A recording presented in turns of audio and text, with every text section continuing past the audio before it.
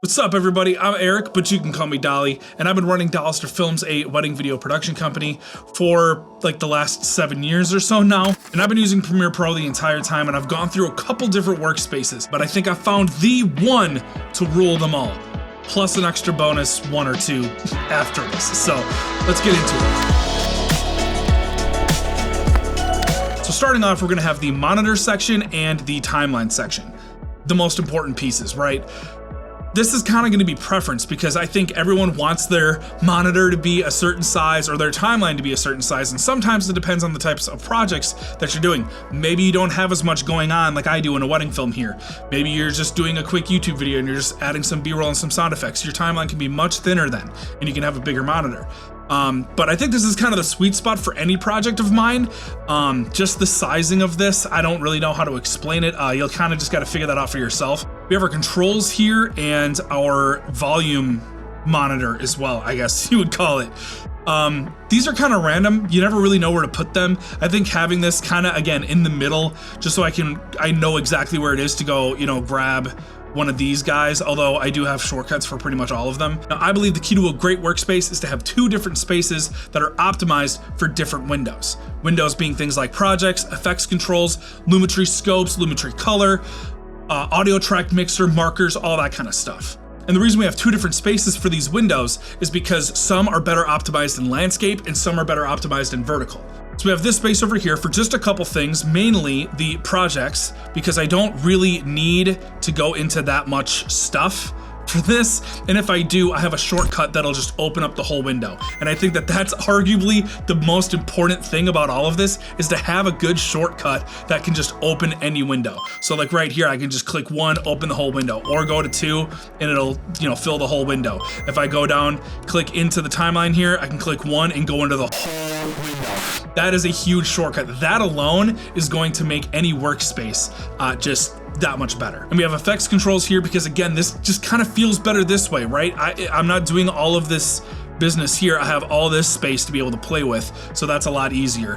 Lumetri scopes, again, we don't even need it in vertical. That would just look silly. So any window that you want to use that feels better to you in a landscape sizing, put that over here. Then all the vertical stuff goes over here as well. So markers, which I don't have any markers left for this video because I've completed it. Audio track mixer.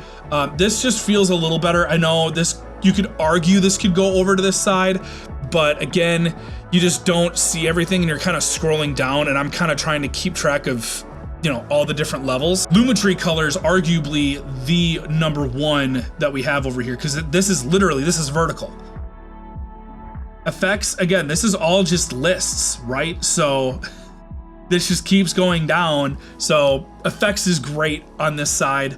Essential sound is pretty straightforward as well. And essential graphics, you know, I can do all of this in this window as well.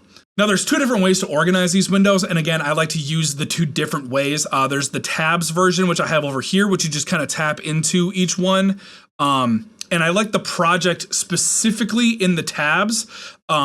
You can try this yourself. I think scrolling through projects in a tab is much smoother of an experience than having it over here in like this stacked view. Because then when it's stacked, you see how it just, the whole thing collapsed down like that.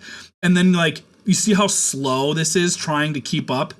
So it's not as good of an experience. And again, that's one of the main, I think it was the project window specifically that made me realize how important this split is between the landscape and vertical. Now, I think the best thing about this whole workspace is how these 2 different tabs work together with each other. So like if I were to be in effects controls and effects, I can see all things effects related in one workspace. And I didn't change anything, I just switched over to 2 tabs. Or when I'm coloring, I can go to Lumetri scopes and Lumetri color, and I can see everything without changing the layout or anything. Or text, I can go to text and then essential graphics, and it just makes sense. And that's why I think that this is the ultimate all-in-one workspace. Now, I do have another 1 or 2 that I kind of wanted to share here as well. One of them being timeline, that I've just titled it timeline. So now, stay with me. I know that this is really intimidating looking because we have stacked timelines, but let me just go over it quick. We have the small reference monitor off to the side. We have just stacked windows because that's really all we can do here. And then we have two different timelines stacked here. Now, the reason we have that is because I like to do things like a pancake timeline where I take like all my raw clips or all my B-roll, slow motion, whatever it is that you do, and I can just kind of like drag, I can view them all like right from here, and I can just drag that right into the short film. And that's so much easier than like if I were to go back to this other main timeline. Let me go back. Then if I were to take this, then you'd have to drag it over the tab and then wait for it to load and then go to the other one. Like this is so much easier this way to just, you literally drag and drop. Or like I'll have all the events synced together of like the ceremony, entrance, speeches, all that kind of stuff. And I can just drag the whole chunk into this short film timeline as well, and that really, really helps. And for the most part, I'm not even using any of this stuff over here. I'm mainly focused on these two different timelines. And if you wanted to, like if your timeline's kind of getting out of control,